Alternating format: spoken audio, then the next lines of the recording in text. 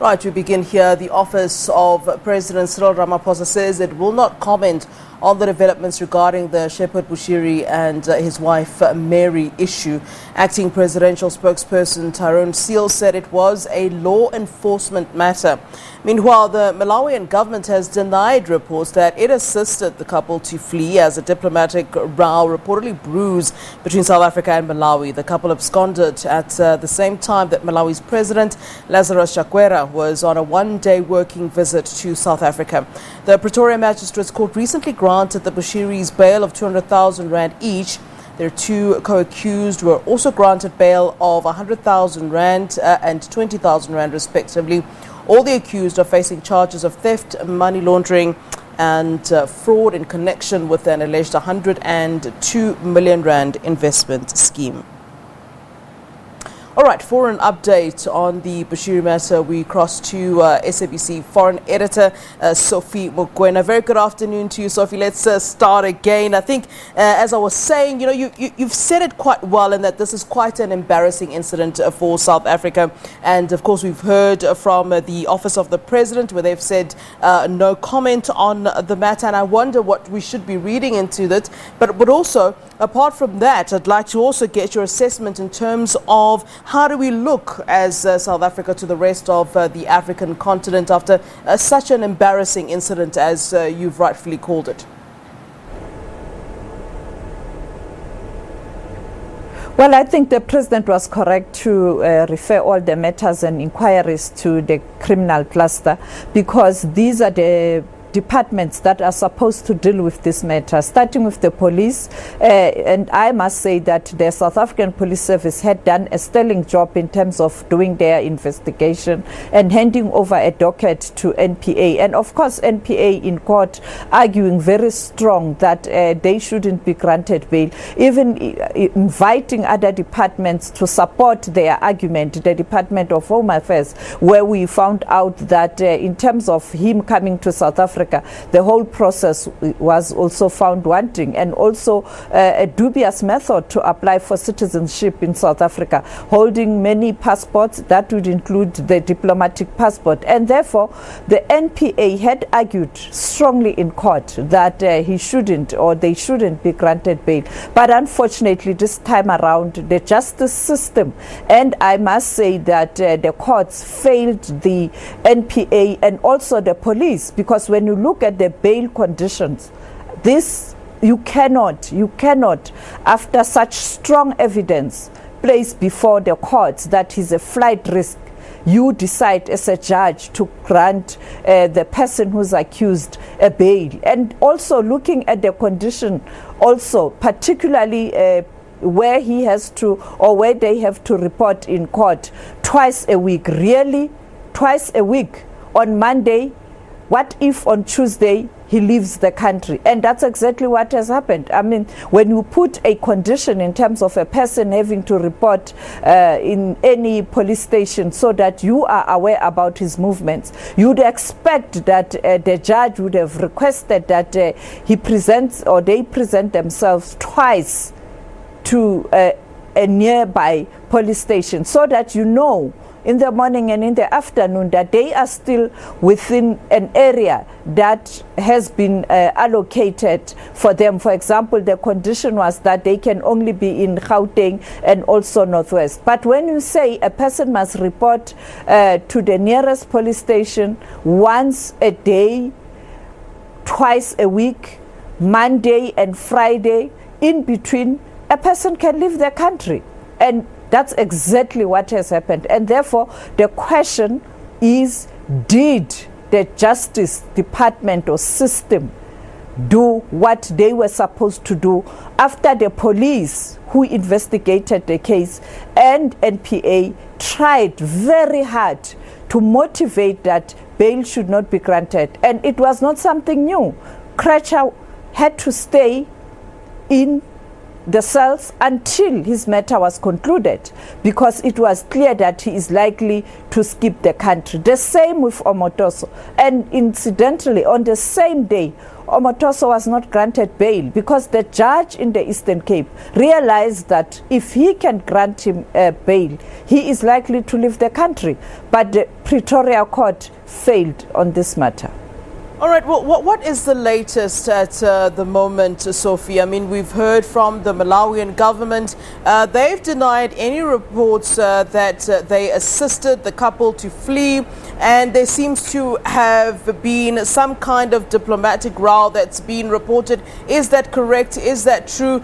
And I mean, in terms of Bushiri himself, I'd like to know what the latest is there. I mean, I'm looking at social media at the moment, and it seems that his church is, or himself tweeting that everything is fine, really. All systems go. This is not someone who seems to be hiding. It doesn't seem like someone who's behaving as a fugitive. It's really being treated like this is normal. All right, I left South Africa and I'm in Malawi right now. What will you do? So it does seem things are normal on his side.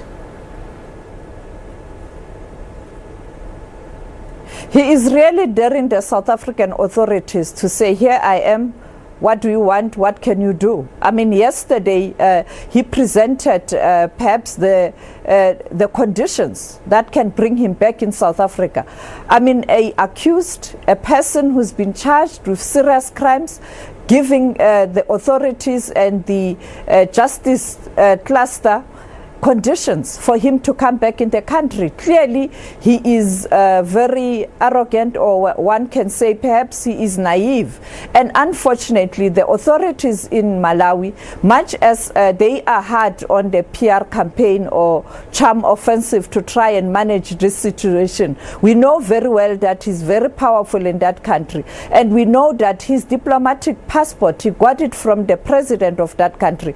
But we must remember that the country went on elections this year, and therefore I don't think it's the current president who gave him the diplomatic passport, because it is based on the discretion of a sitting head of state to grant church leaders in that country diplomatic passport. But the question is, the current president, having realized what has happened, is he going to continue or is he going to revoke the diplomatic passport that was given to him? Because as we speak, his passports are with the South African Police Service.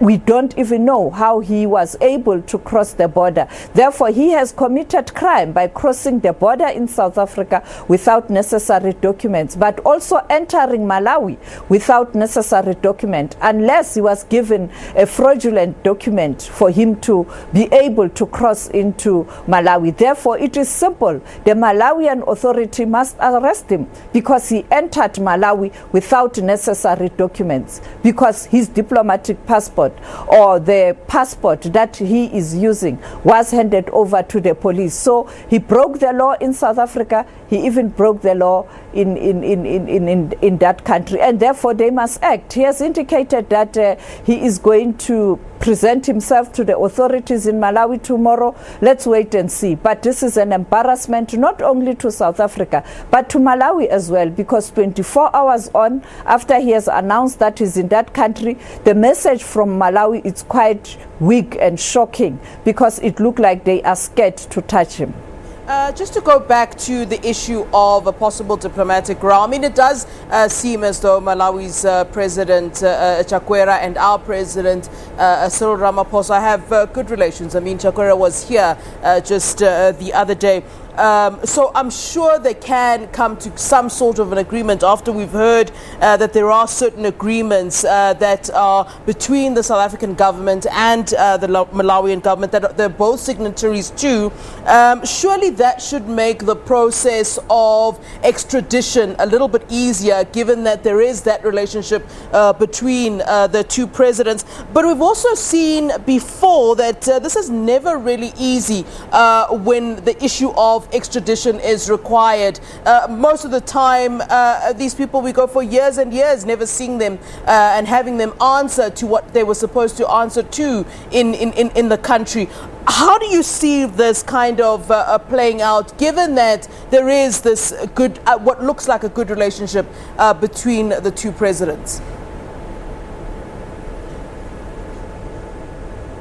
Well, if you recall, Flo, when the two leaders spoke to us on Friday, I posed the question around the issue of corruption, because the president of Malawi has indicated that he is going to fight corruption. He has arrested some of the former officials who were in government, and also some ministers when he started the campaign to root out corruption. And he emphasized that he is going to strengthen the institutions that are dealing with crime prevention, but also corruption.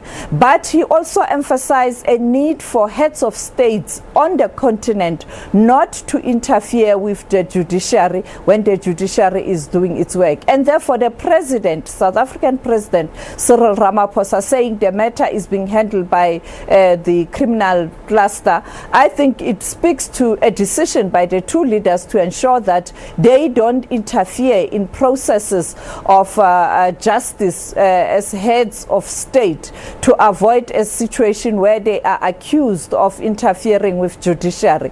But I think they will have to demonstrate, because this matter revolves around corruption, fraud and money laundering. And President Chakwera actually emphasized the fact that Africa must stamp out corruption, fraud and money laundering. Here is a typical case, and he has to demonstrate now that he's going to cooperate with his counterparts on the continent and also in the region as the incoming chair of the SADC region, and also President Ramaphosa as the incoming chair of Troika organ on politics, defense and security, that they will work together to deal with the issue of crime, because the crime situation on our continent, particularly on issues that are related to economic crime, are depriving countries to deliver on promises that were perhaps done to or were put forward to the citizens of the country, respective countries, particularly on issues of changing lives of the citizens of Africa at this critical time where we are dealing with the COVID-19 pandemic. Therefore, this is a moment for Chakwera to demonstrate with his law enforcement agencies that he means business. But secondly, the Minister of Justice has pointed out in South Africa what are the options. Yes, we can look at the protocol, the SADC protocol on cooperation to stamp out fraud, corruption, money laundering and crime in the region. You can look at bilateral in terms of the mutual assistance agreement. You can also look at the Interpol to come in and assist. Or the simple matter is for Malawi to arrest him because he entered the country without necessary documents. Secondly, to hand him over to South Africa so that this matter can be dealt with. Maybe later they can apply for him to serve his sentence if he is found guilty in his country. If he's vindicated and the court find out that he is not guilty, he is free.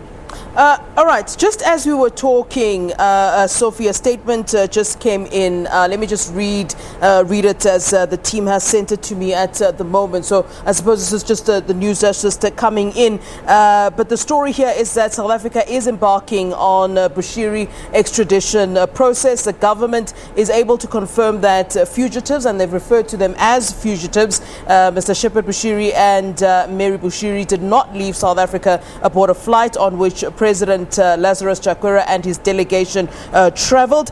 They've also said that to ensure that the two fugitives face justice, South Africa has initiated a process to secure their extradition from Malawi in terms of the Southern African Development Community SADC protocol, extradition and other legal instruments to which Malawi is a signatory. And I think that's partly what you were talking to. Just some reaction then on that statement that's just come in. I suppose then that is essentially some kind of a response from the office of the president or from the presidency at large.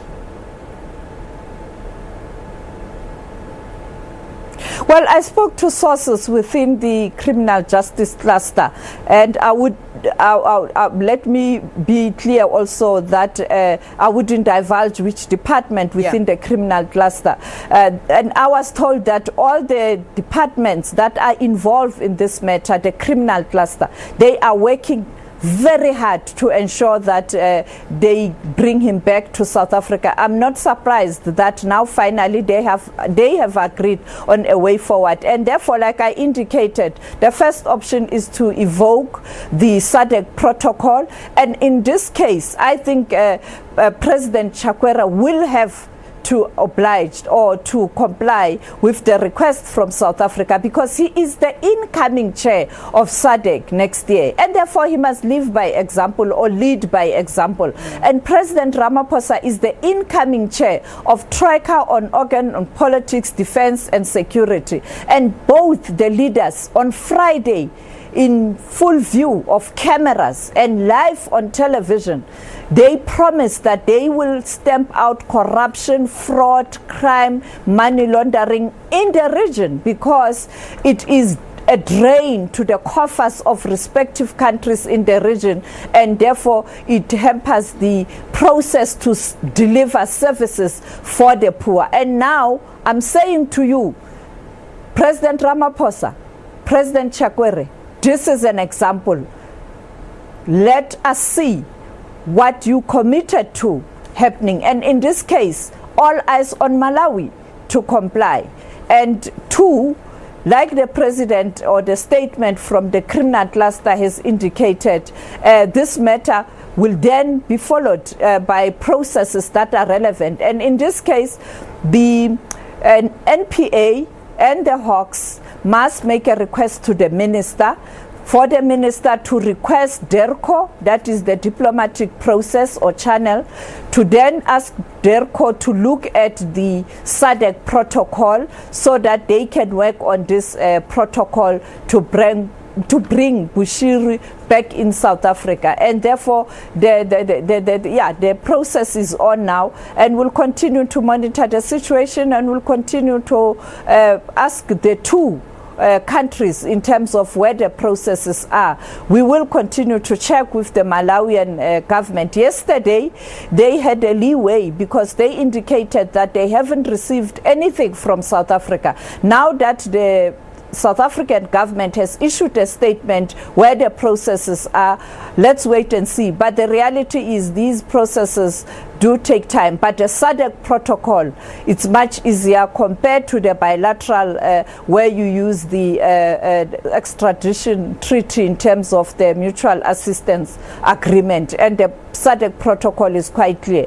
We will see a better action. You spoke about the previous cases. For example, with the Guptas, you have to deal with the United Arab Emirates. They are not SADC member countries, and therefore the processes are more cumbersome. You talk about al-Bashir. Al-Bashir, Sudan was not part of SADC, and therefore the process would have been a bit cumbersome. But perhaps one would argue that, what about Zimbabwe? Yeah, with Grace Mugabe, Zimbabwe being part of the SADC region. All right, thank you very much for that, Sophie Mokoena, and of course reminding us of that huge history of knowledge and remembering these incidents that we've had in South Africa in the past. Thank you, many thanks for that input.